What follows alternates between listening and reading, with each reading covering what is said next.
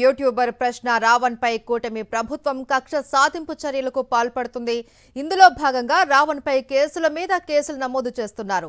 ఒక కేసులో బెయిల్ వచ్చిన వెంటనే మరో కేసు నమోదు చేసి అరెస్ట్ చేస్తూ ఉన్నారని చెబుతున్నారు. ఇప్పటివరకు నమోదైన 4 కేసుల్లో కోర్టు బెయిల్ మంజూరు చేయగా తాజాగా గన్నవరం పోలీస్ స్టేషన్లో నమోదైన కేసులో ఆయన్ను రిమాండ్కు పంపారు. ప్రశ్న రావణ్ కు 14 రోజుల రిమాండ్ విధించడంతో ఆయన్ను నెల్లూరు జైలుకు తరలించారు. ఇప్పటికే 4 సార్లు బెయిల్ లభించిన నేపథ్యంలో మరోసారి బెయిల్ రాకుండా ఉండేందుకే రాజద్రోహం కేసు నమోదు చేశారు అనే విమర్శలు వ్యక్తమవుతున్నాయి.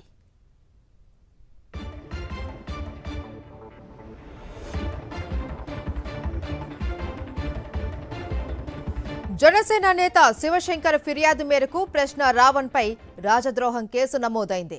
దేశ సార్వభౌమాధికారానికి భంగం కలిగించడం, సమాజంలో విద్వేషాలు రెచ్చగొట్టడం, దేశ సమగ్రతకు విఘాతం కలిగించే చర్యలకు పాల్పడడం, చట్టవిరుద్ధ కార్యకలాపాలను ప్రోత్సహించడం, దేశద్రోహ పూరిత తిరుగుబాటు చర్యలను రెచ్చగొట్టేలా వ్యవహరించడం వంటి ఆరోపణల నేపథ్యంలో కేసు నమోదు చేసినట్లు తెలిపారు పోలీసులు.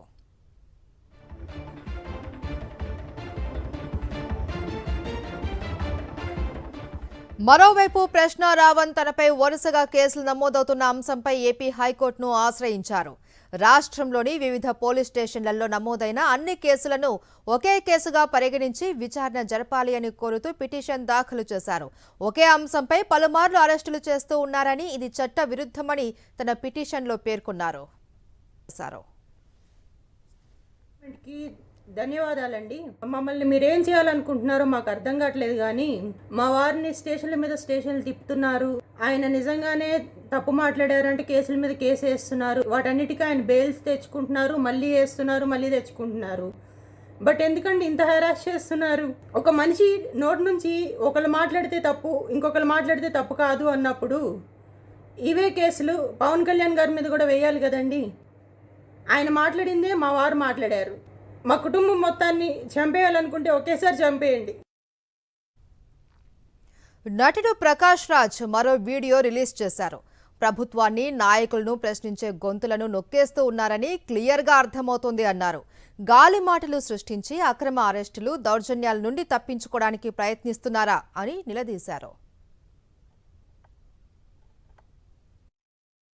ప్రకాష్ రాజ్ రావణ్ మధ్య ఆడియో లీక్ అంటే వేరే వేరే సందర్భంలో వేరే వేరే డేట్స్ లో వేరే వేరే ఇష్యూస్ మీద నేను చేసే తెలుగు ట్వీట్స్, దాని సెంటెన్స్, స్పెల్లింగ్ కరెక్షన్స్ కోసం మాట్లాడుకున్న వాయిస్ మెసేజెస్ ని తీసుకుని తర్వాత దాన్ని ఎడిట్ చేసి ఒకే కాన్వర్జేషన్ గా మాట్లాడుతున్నారు ప్రభుత్వాన్ని దించడానికి అనే ఒక మినిస్టర్ ప్రెస్ మీట్ ఇస్తూ, మీరు చేస్తున్న ఈ నాటకం ప్రభుత్వాన్ని ప్రశ్నించే, ప్రతి నాయకుడిని ప్రశ్నించే నా గొంతుని, జనాల గొంతుని నొక్కేయడానికి చేస్తున్న ప్రయత్నం అని చాలా క్లియర్గా అర్థమవుతుంది.